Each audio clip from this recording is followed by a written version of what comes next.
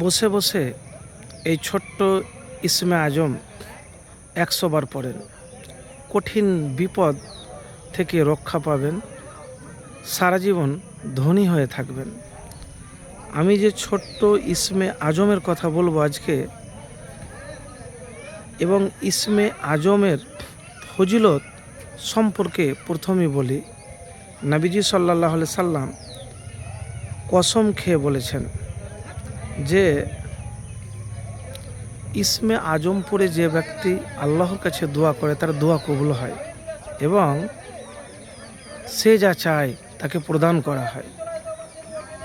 তো প্রিয় ভাই, যদি আপনার দোয়া কবুল হয়, আপনি মুমিন মুত্তাকিন হন, আল্লাহওয়ালা হন, তাহলে অবশ্যই ইনশাআল্লাহ আপনার দোয়া কবুল হলে তা ফল পাবেন।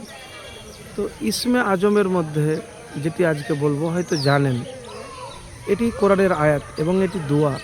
সূরা আম্বিয়ার 87 নম্বর আয়াত। বিপদ, উদ্বেগে, কষ্টে থেকে মুক্তি পেতে এই দোয়া পাঠ করা অত্যন্ত ফলপ্রসূ বলে বিশ্বাস করা হয়। তো কী দোয়া? লা ইলাহা ইল্লা আনতা সুবহানাকা ইন্নী কুনতু মিনাজ জালিমিন। লা ইলাহা ইল্লা আনতা সুবহানাকা ইন্নী কুনতু মিনাজ জালিমিন। তো এই দোয়াটি আপনি পাঠ করবেন। এবারে আপনি বলবেন যে এটি তো আমি জানেন আলাদা কথা, কিন্তু আমল হলো আলাদা কথা। দেখেন, ভরসা যদি থাকে আপনার তাহলে কাজ হবে, আর ভরসা যদি না থাকে তবে কিন্তু কাজ হবে না। আল্লাহর ওপর ভরসা লাগবে, ধৈর্য ধরে কষ্ট করে করতে হবে। সাদ ইবনু আবি ওয়াক্কাস রাদিয়াল্লাহু তাআলা বলেন, রাসূলুল্লাহ সাল্লাল্লাহু আলাইহি সাল্লাম বলেন, জুন্নুন ইউনুস আলাইহিস সালাম মাছের পেটে যে দোয়া করেছিলেন, দোয়াটি হলো লা ইলাহা ইল্লা আনতা সুবহানাকা ইন্নী কুনতু মিনাজ জালিমিন। এ দোয়া দ্বারা যে কোনো মুসলিম যে কোনো বিষয়ে দোয়া করবে, আল্লাহ অবশ্যই তার দোয়া কবুল করবেন। সহিহ তিরমিজি 3505 নাম্বার। তো আল্লাহর নামের ওসিলায় আপনি দোয়া করবেন।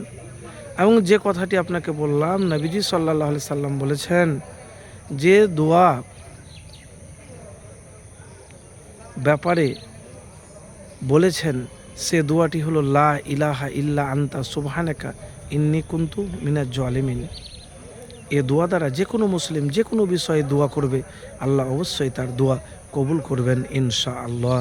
তো প্রিয় ভাই, এতটুকুন বলবো আমি যে এটি তিরমিজি শরীফের 3505 নম্বর হাদিস। এটি কোরআনের আয়াত, এটি দোয়া, এটি ইউনুস আলাইহিস সালাম পাঠ করেছিলেন মাছের পেটে থেকে, এবং নবীজি সাল্লাল্লাহু আলাইহি সাল্লাম বলেছেন এটিকে ইসমে আজমও বলা হয়। তো প্রিয় ভাই, আপনার বিপদ ঘটে না, বিপদে জর্জরিত আছেন, অসহায়, কি করবেন?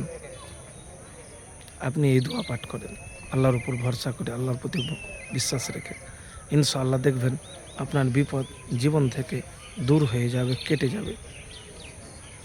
আরেকটি কথা বলবো যে শুধু খালি মানুষ দুনিয়া ছেড়ে চলে গেলেই বিপদ নয়। আবেগ দিয়ে হবে না ভাই, বিবেক দিয়ে কাজে লাগাতে হবে। হাতে টাকা না থাকাও বিপদ, বেরোজগার এটাও একটা বিপদ। মানুষ আপনার দুশ্মনী করে, শত্রুতা করে, হিংসা করে, এটাও একটা বিপদ। তো বিপদও অনেক রকমের আছে। যে কোনো বিপদই হোক না কেন, আপনি দোয়াটি পড়ুন, ইনশাআল্লাহ ফলাফল পাবেন।